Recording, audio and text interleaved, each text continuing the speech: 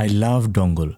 Why on earth would you want to carry a separate DAP when you have everything in your phone and you could connect this kind of dongle to your phone and your phone becomes a super powerhouse? But at the same time, today I'm here to talk about this PD6, this Akliam PD6. I think you know about this kind of dongle, and actually,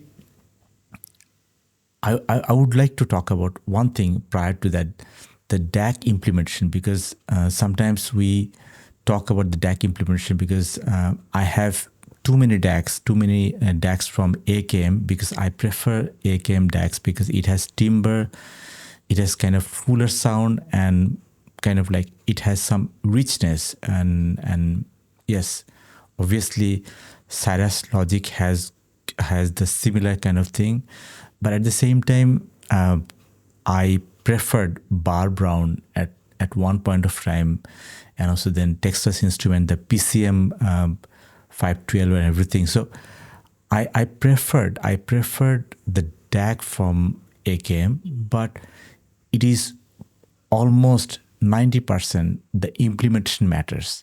And when it comes to the implementation matters, it's like how the DAC chipset have been implemented in the board.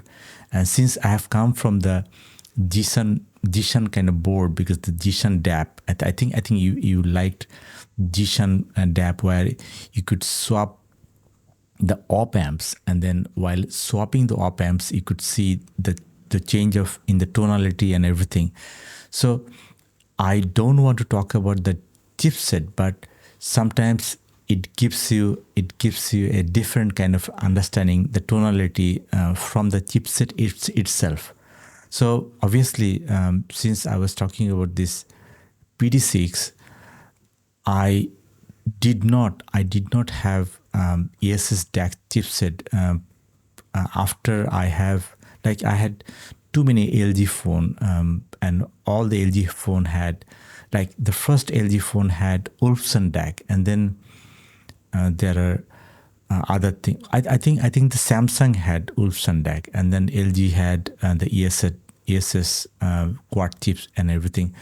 So now I wanted to listen to this ESS kind of like, it had the ESS 9039Q2M chipset.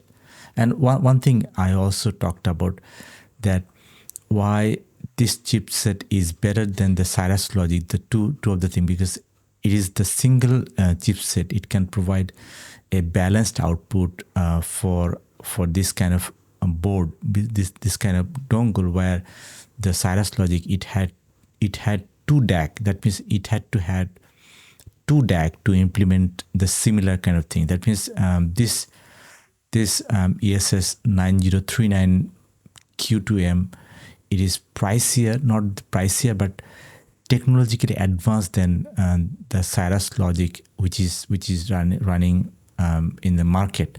And you need to have two of these to actually have the similar signal to noise ratio. So let's talk about, because since I bought it, I thought that the ESS and the AKM, the close, that means it is having a close tie, because now the AKM DACs are becoming more resolving, and the kind of like ESS DACs are becoming more timbre. That means it is becoming more tonal, and it is also becoming a little thicker.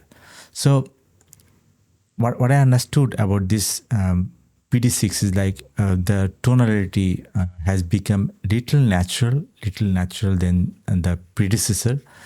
And one thing I really like about this one is like it has the high detail retrieval.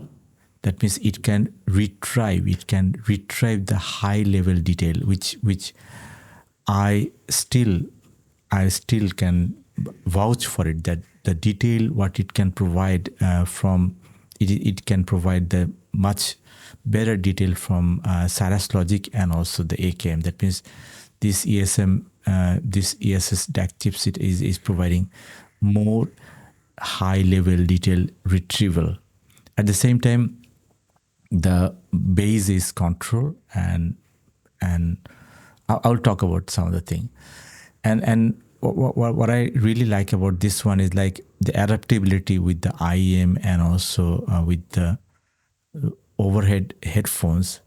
But I will talk about one gripe point, that what I really didn't like about this kind of it's not about this one, but also it is I'm talking about the similar kind of dongles in the same price range, maybe up to 200. That means all the DAC providers, I would not talk about the DAC providers. I would talk about the provider who is actually building this dongles.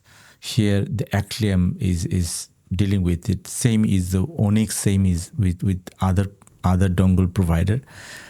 What they're trying to do is like they're trying to favor the balanced output, and that's why you would see that the better output, obviously in the balanced, the output is double. That means it has two separate op amp. At the same time, it has two kind of like it does balancing from the DAC side. So the chipset, what it talked about, the ESS, the ES9039Q2M, it is favoring the balance side. That means it could like the similar kind of thing what we have seen in the Chord Mozo has done only single-ended implementation, and it has done superb on the single-ended portion. But if you talk about this kind of dongles, most of the dongles in this price range up to $200,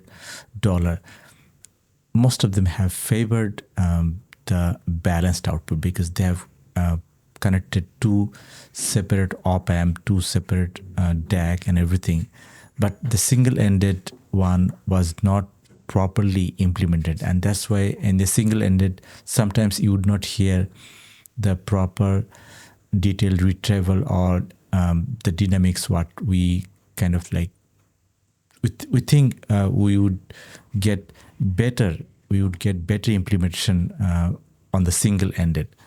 At the same time, I really like this ESS 9039Q2M, because it is not only providing the highest level of detailed retrieval, but it is also not fatiguing. That means sometimes it is piercing, ear piercing kind of thing. So some people would talk about that it is fatiguing, but for me, like it did not fatigue me for long.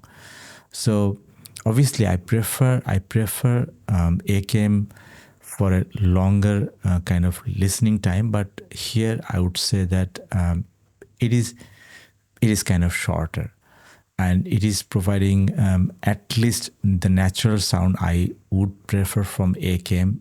It is coming close. The harshness is lesser, but it is ESS, so it will have some bit of things. And while it supports the high resolution audio, that means it supports the PCM768kHz and also DSD512. I don't listen to DSD. That's a different kind of story, but it supports that. Maybe you have the DSD kind of thing. So if you talk about the sound characteristics, the dynamic performance is really, really good here. Really good here. If you talk about the every note and the beat, it feels living and also properly engaged. At the same time, I would say that the highs are becoming smoother. The highs are becoming smoother, and details are in mid. That's one of the good thing. And the bass is control. I would not say is super high, but bass is control, and the versatility is good. But the pairing flexibility, if you talk about the full CAN and at the same time the IEM, uh, I talked about it. It does better with the balanced output. That means it has implemented everything perfectly in the balanced end, not in the single end. So I would say this is a great kind of like DAC, I would say dongle, which can provide you lot of detail retrieval in the kind of like obviously in the high and the mid and also in the sub bass level, but at the same time it is all better in the balanced output.